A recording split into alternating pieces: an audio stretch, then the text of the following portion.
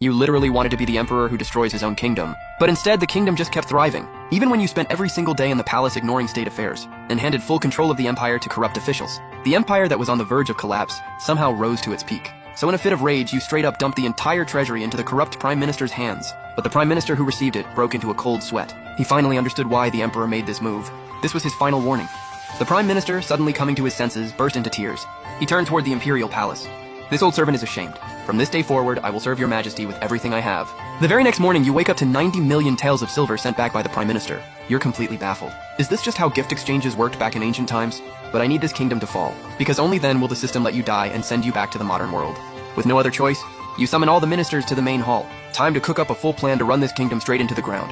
Not long after, the ministers in the hall all stare at you in confusion. But the prime minister? He looks like he already saw this coming. He knew the moment you got his silver, you'd make a move.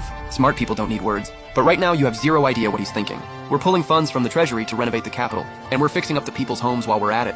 Before you even finish talking, one minister immediately jumped out to push back. Your Majesty, you absolutely cannot. Renovating the capital, fine. But the people's homes, totally unnecessary. You glance over at the minister who spoke up. This guy is the Minister of Works, personally promoted by the late emperor, and supposedly one of the most loyal subjects according to the late emperor. But these loyal types are exactly who you can't stand.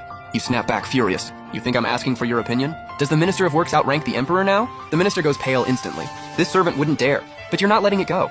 Starting today, strip this man of his title as Minister of Works. I don't need people who think they're above the emperor. The moment those words dropped, every minister in the room hit the floor in fear. The now fired Minister of Works was white as a ghost. Only the Prime Minister stepped forward. Your Majesty, stripping his title is fine, but the renovation still needs the Ministry of Works to run it. Please appoint a new Minister of Works. Your eyes light up hearing this. This Prime Minister is the ultimate setup man. He's probably trying to sneak one of his cronies into power, and then have them pull off a totally shoddy construction job. That should finally tank the kingdom's power. So you scan the room, and land on Huang Pei, the old official standing at the very back. From today, you're the new Minister of Works. Huang Pei had been demoted by the late emperor for corruption. He was a former Minister of Works.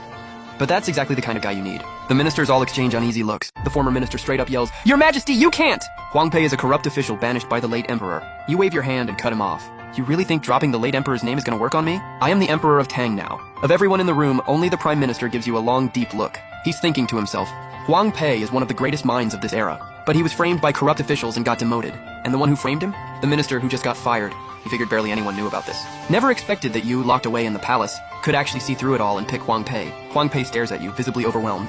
Your Majesty, to complete this project, I'll need 10 times the budget of a normal job. Do you still want this old servant as your Minister of Works? But he didn't expect a slight smile to flash across your face. Huang Pei asking for that much? He's definitely skimming off the top. And that's exactly the kind of leech you need right now.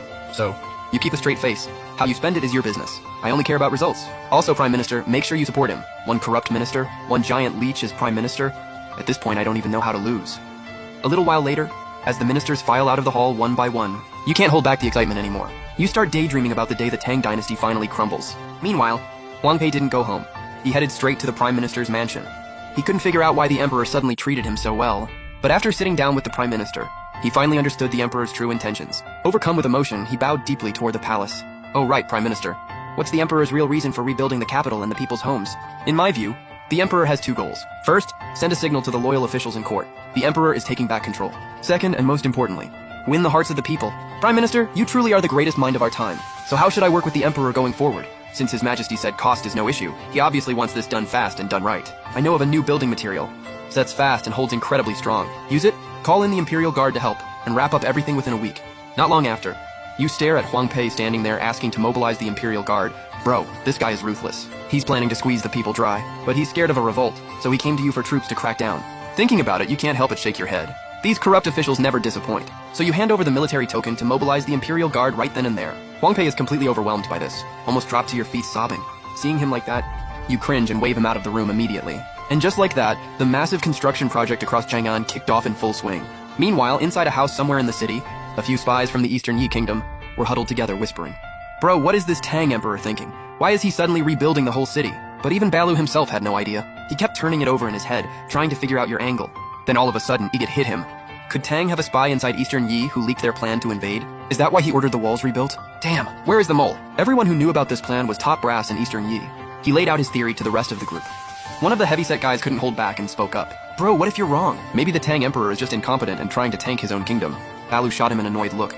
If you were a bad ruler, would you really blow that much money fixing up walls and people's homes? The rest of the group nodded in agreement. So what do we do now? Get back to Eastern Yi, mobilize the troops, and take out anyone suspicious at the top.